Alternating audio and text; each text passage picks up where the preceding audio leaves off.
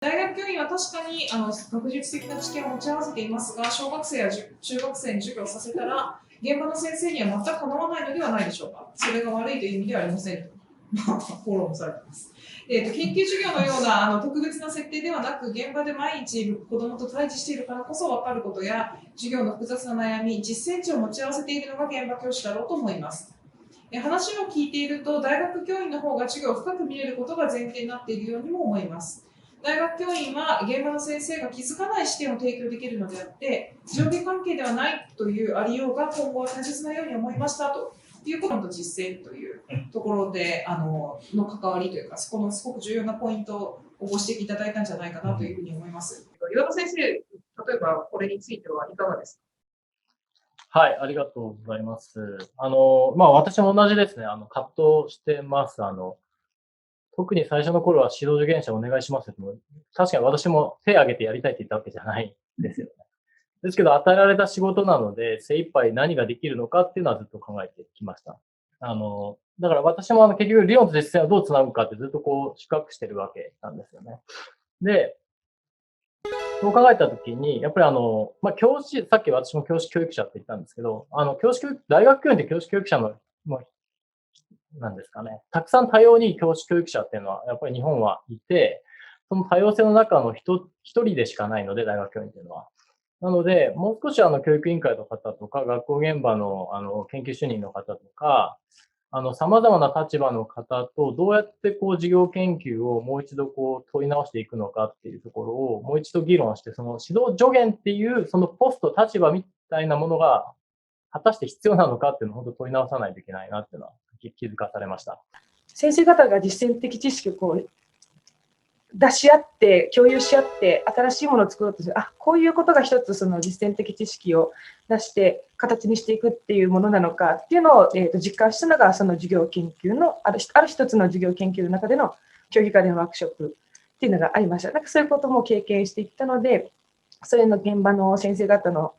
知識みたいなものをこうどう引き出してそれを形にしていくかっていうのも一つ、私はこれから自分の中ではこう課題にしていきたいなとも思いましたし、興味があるところで研究していきたいなと思っているところでもありますし、学ばせていただいたところでもあります。この質問は結局、教師教育において、どういう知識が、大事になるのか、知識論に関する議論だと思うんですよね。理論という知識、そして現場でしかわからない実践的知識、で、その中で何か優越があるかというよりは、それはなくて、互いにコラボしながら、どのように授業そのものを良くして、私たちの究極的な目標は、子供がより良い学びになるように支援することなんですよね。で、そのためには、理論的知識もそうですし、実践的知識もそうですし、この二つが両方ないといけないと思うんですね。で、その中で、そのコラボの形が大事かなと思うんですけれども、たまにやはりその大学の先生がやっぱり授業研究に参加する仕方って、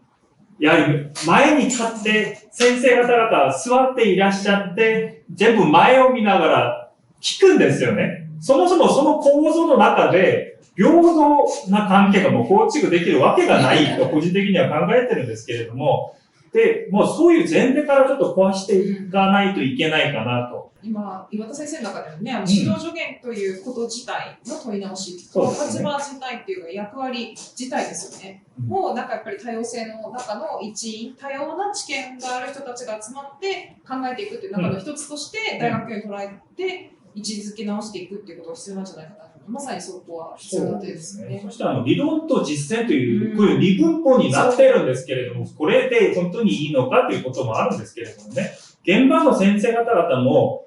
それが、言語化できないだけかもしれないいろんな理論を持っていらっしゃると思うんですよね。で、それが言語化できるように支援するのがむしろ教師教育者の指導助言の仕方かもしれないと、今の話聞きながら、少し思わせていただきました。逆にそういうのを多くの場でこう客観的に見られてきた小松さんにもちょっとお聞きしたいんですけど、私はブリッジとして間でどうやったらこの全く違う文脈が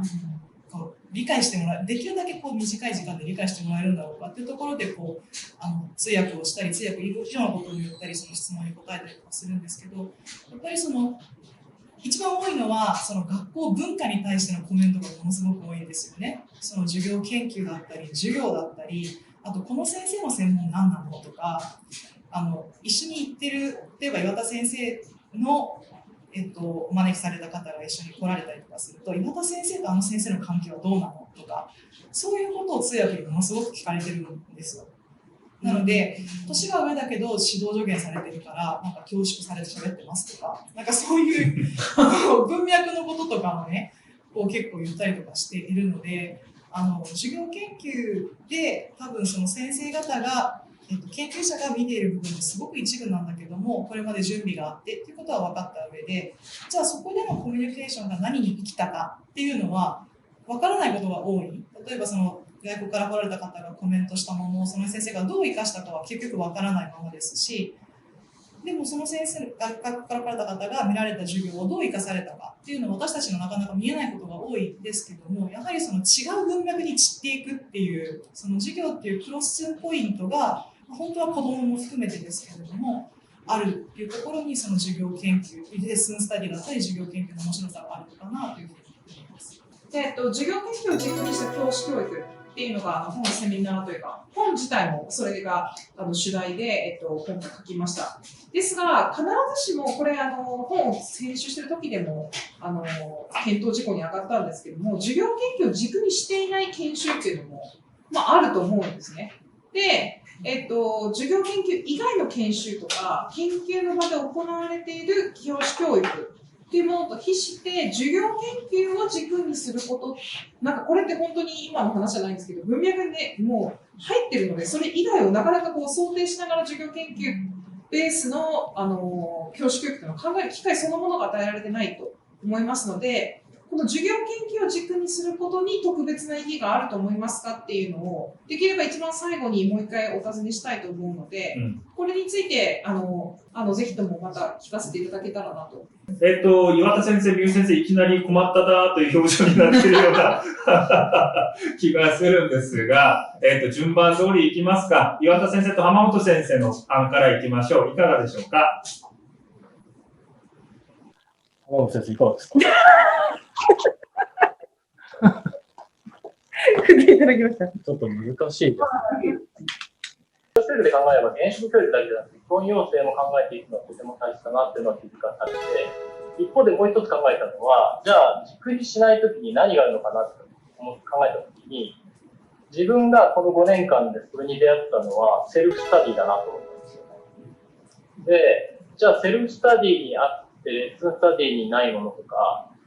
セルフスタディにしかなくて、レッスンスタディにあるものとか考えたときに、やっぱり日本のレッスンスタディっていうのはどうしてもこのコラボレーティブっていうのはすごく主張されるので、そういう専門職のコミュニティ作りには非常にやっぱ長けている手法だと思っています。いくらセルフスタディが発展していっても、レッスンスタディのようになるのかって言われたときには、まだ私はちょっとセルフスタディに対して疑問点があって、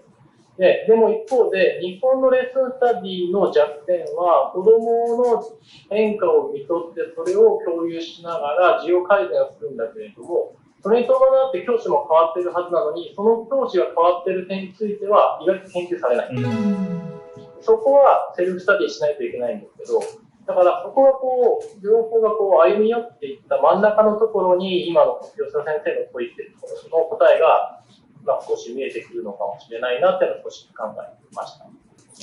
授業研究は個人のスキルアップ、キャリア形成という側面と、学校という組織としての授業観や授業モデルの共有という側面もあると思いますっていうふうに、授業の一個だけが重要なわけではなくて、学校としてどう取り組んでいくかとか、そういった側面だったり、教科を超えた授業モデルの共有っていうこととかっていうのも確かに重要な側面ですよね。そう思いました。そしてやはりこの学校外の授業研究って授業研究の出発なんですよね。どっちかと言ったら、授業研究は今は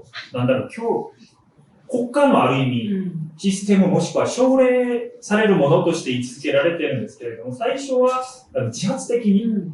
いい授業を作っていこうねっていう、そういうムーブメントに近いものだったと思うんですけれどもね。そういう意味で、学校の外の授業研究の意義を改めて注目してみることも大事になってくるかなと思いました。そして三好先生と小松さんの班にもぜひ答えていただきたいなと思うんですけれども、いかがでしょうか。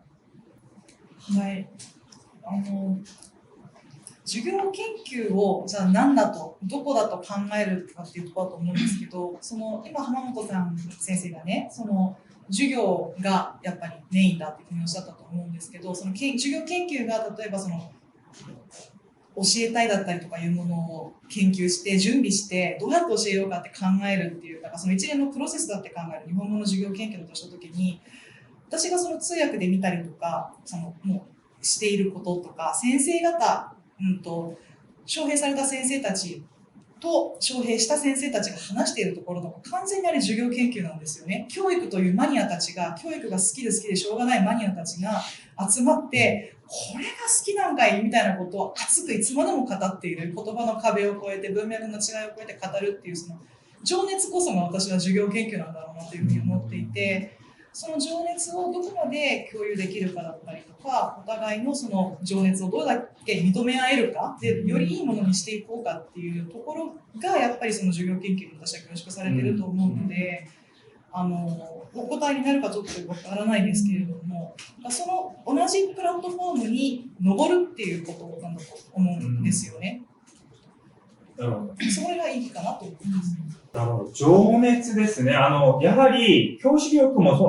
私たちの社会科教育はもちろんのこと、教科教育では、なかなか語れない単語かもしれないんですけれども、そういうのが授業研究の根幹にあるという話ですよね。マニアですね。教師だけではない、そして大学の教員が指導助言として関わる以上に、どういう人たちが授業に関わっていくのかっていうのも一つ気になってくるので、やっぱり授業研究というのが一つのプラットフォームって先ほどお話あったと思うんですけども、としてそれこそ情熱を交わし合えるっていうところはやっぱ今回見えてきましたし、しかも今回見えてきたのは、決してそれが私たちは当たり前のように生まれてそこの文脈で生きてきたので、やって当たり前なんですけど、全然わかんないこといっぱいあるっていうことですよね。同じ大学に所属しているはずなんですけど、で同じく授業研究には関わってるはずなんですけど、ちょっと教科を超えたり、学問を超えたりすると、同じく情熱は共にしているはずなのに、結構ずれてたりするっていうのも見えてきたんで、この辺がやっぱり今後の課題だなっていうふうにも思いました。はい、皆さんありがとうございました。最後に、川内先生、そして私一言で終わりにしたいと思うんですが、はい、先にいかがですか。そうですね。私は結構言わせていただいたので、はい。今回、やっぱり教員が自律的に作っていけるとか、やっぱ教員が研究者であって、知識を作っていく存在なんだっていうのは、本当に重要な視点だなと思います。もともと授業研究というのは、本当にそういう自律的な知の創生の場だったと思いますので、その原点を改めて今日感じたなっていうところです。はい、ありがとうございます。実は今の話とも私も結構似たようなことを感じたんですけれども、授業を軸にする教師教育じゃなくて、授業研究を軸にする教師教育なんですよね。ただ授業が、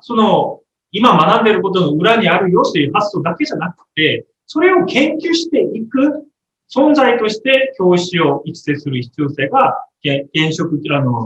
教員養成段階でも、